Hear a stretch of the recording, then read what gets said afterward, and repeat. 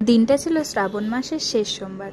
ভোর ভোর উঠে স্নান করে একদম চলে এসেছিলাম রেডি হতে, কারণ আমাদের আজকে প্ল্যান ছিল সকাল সকাল যাব ভূতনাথ বাবার মাথায় জল ঢালতে। শুধু আমি একাই না, সাথে আমার দিদিও গেছিল। ও আর আমি মিলে একটু গুতোগুতি করে রেডি হয়ে নিলাম। এটা ছিল আমাদের ফাইনাল লুক। তারপরে অনেক লেট হয়ে যাচ্ছিল, তাড়াতাড়ি করে বেরিয়ে পড়েছিলাম। আর আমি সবসময় চেষ্টা করি একটু সকাল সকাল পুজো দেওয়ার, কারণ সকালবেলা গেলেই না একটু ফাঁকায় ফাঁকায় পুজো দেওয়া যায়। পৌঁছেই ওখান থেকে ফুল বেলপাতা কিনে নিয়েছিলাম।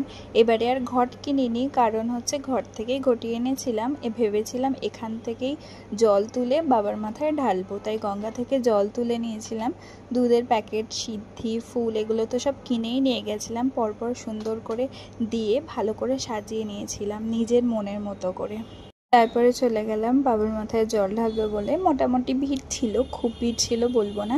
বাইরেটা যতটা ফাঁকা ছিল, ভিতরটা একটু বেশিই ভিড় ছিল। আর শ্রাবণ মাসে এরম ভিড় হওয়াটাই স্বাভাবিক। অনেক দূর দূর থেকে অনেক লোকজনে আসে বাবার মাথায় জল ঢালতে। এবারে শ্রাবণটা আমার এভাবেই কাটলো। প্রায় আমি 3বার গেছিলাম বাবার কাছে।